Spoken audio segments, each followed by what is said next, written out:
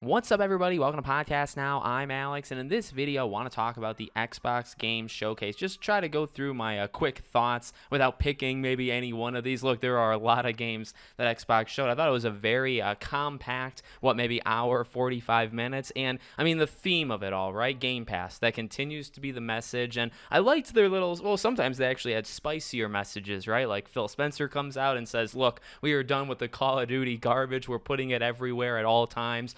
But you had you had a couple digs at PlayStation, but you also just had a couple of overall statements about the future of Xbox. We actually got a little drop, right, talking about the future generation, the next generation. But the theme here, as it's been the theme for many, many years at these showcases, is Game Pass. Pretty much. Now, not every single one, right? You had the Life is Stranges of the world that are not on Game Pass. Games like Dragon Age, right, not on Game Pass. But so many of these games coming out either this year or next year, right? You got games like Doom, you got games like Fable. I'm super glad they actually said 2025 for Fable, but you just go down the list south of midnight, and they just keep on coming, right? And all of these games, or at least most of these games, coming out to Game Pass. So, again, it continues to be their main motto. It continues to be a place that you can really save, right, to get Doom through Game Pass versus having to buy it. And so, talking about the overall message, I think they accomplished that. And then the games themselves, look, not every game fulfilled kind of what I wanted. In fact, maybe it's the older I get or whatever, but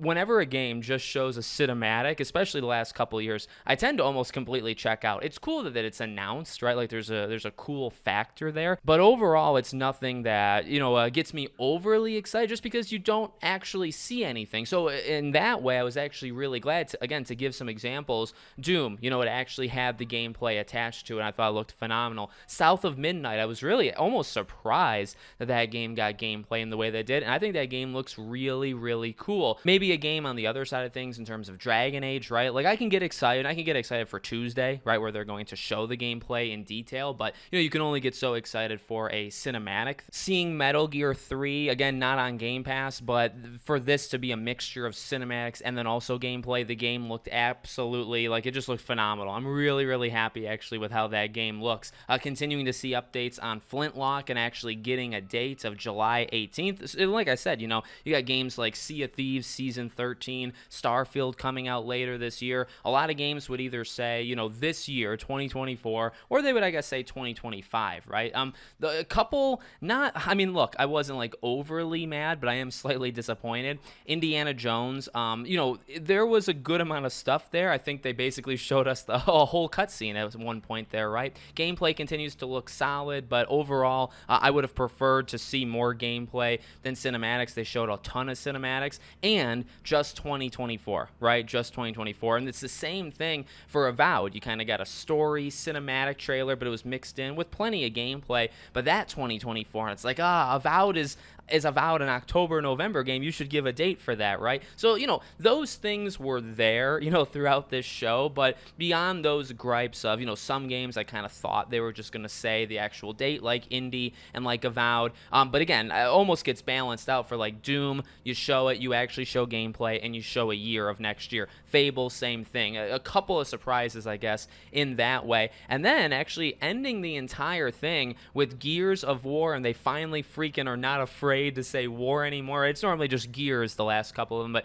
Gears of War E-Day, going back in time, focusing on the young guns of Marcus and Dom. I love that. I really thought it was just going to continue going forward.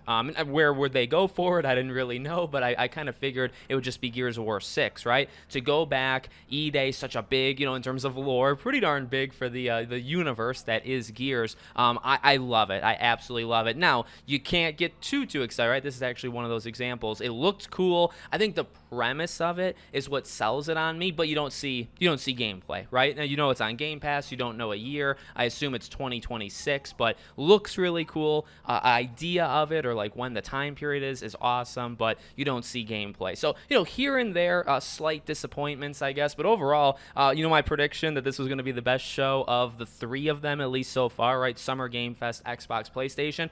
This show absolutely freaking crushed the other ones because you got confirmed dates, you got some cool looking games, you got some games with cinematics, you got literally anything you could want, and a wide variety, right? And a lot of them are Xbox, well, they're Xbox exclusive, they're coming to Game Pass, or, again, you have those Metal Gears of the world, Life is Strange's of the world that are coming to other places. Doom, I guess, as well, right? Coming to other places, but showing off at this event. So I thought they did an excellent job, and I'm honestly very excited to cover. Oh man, I don't even know how many games, maybe like 20 plus games they showed. I expect to cover, most of them on the channel. So let me know what you guys think in the comments. Make sure you're subscribed to the channel, bell icon turned on, and I hope to see you all on the next one.